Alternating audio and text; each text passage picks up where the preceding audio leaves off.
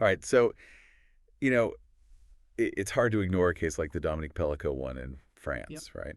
It's been everywhere, and for good reason. It definitely. I mean, Pelicot got hit with a 20-year sentence, the absolute max for sexual violence, and you think, okay, justice served, but then you find out there were 50 others involved, Right. and their sentences, Yeah. they were all over the place. Some as low as 3 years, which, come on, 3 years versus 20, it doesn't feel right, does it? It does seem a little off. Yeah. And that's exactly why we're diving into this today. Yeah, it's a case that really makes you think. Absolutely. And to help us make sense of it all, we've got joining us today one of the leading experts in, well, in pretty much everything related to the French legal system, especially when it comes to these kinds of sensitive cases. Happy to get here. Glad to have you. So let's start with what makes this case so shocking, I guess. I mean, we're Sure. talking about abuse that went on for a decade, Decades. 10 years. And with that many people implicated, it's, well, it's almost impossible to wrap your head around.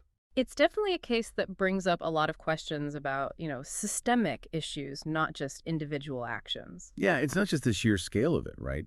It's the emotional toll on the victims, their families. Gisèle Pelicot's children, they see these lighter sentences as, I don't know, like a way of minimizing what they went through, all that suffering. Yeah, and that sense of injustice, of not feeling heard or validated, it's something that comes up a lot, unfortunately, in these kinds of cases. And not just in France, but globally. So from a purely legal standpoint, how does this case fit into the way France typically deals with rape and sexual violence? Well, the French legal system, like many others, has been criticized for its definitions and categories of sexual violence. Some argue they're outdated, don't fully reflect the complexities of these crimes, and this case kind of throws a spotlight on those potential shortcomings. Interesting. So it's not just a one-off sentencing issue. It's more like this case is revealing some fundamental issues with the law itself. That's a good way to put it, yeah. Okay, so let's dig into those lighter sentences a bit more. What exactly makes people say they don't match the crime? Well, the law in France does give judges some guidelines for sentencing. Things like, the severity of the act, the role of the individual, prior convictions, all that. Right. But what's concerning here is the sheer range of sentences.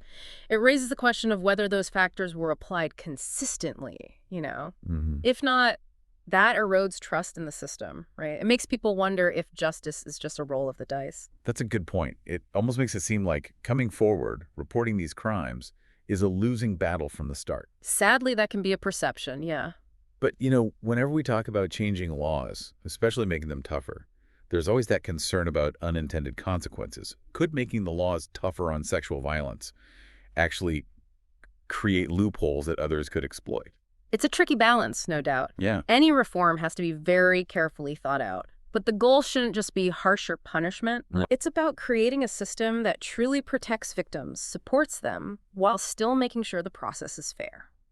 There are other countries we can look to for ideas. Sweden, for example. Yeah. They've got specialized courts for these cases, support systems in place, and their definition of rape is centered on consent, which some legal experts argue is a much more effective framework. So a lot to learn from other approaches.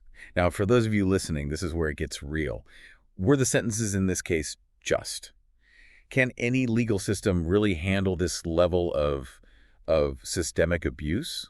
What would actual justice look like for the Pelicot family? And how do we even begin to stop something like this from happening again? These are tough questions, but they're the right questions. We can't just react to these horrific events. We have to understand the roots. What are the societal attitudes, the power dynamics that allow this kind of abuse to happen? Right. How do we educate people, empower them to recognize and challenge these harmful norms?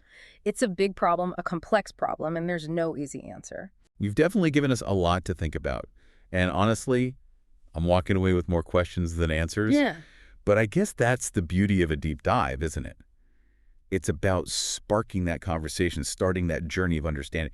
So to everyone listening, what are your thoughts on all this? Yeah. Share one with us. Let's keep this discussion going because this isn't just a French problem. It's something we all need to grapple with. Thanks for joining us on this deep dive. Thank you. It's been, well, eye-opening, to say the least. It has. Let's keep talking. Let's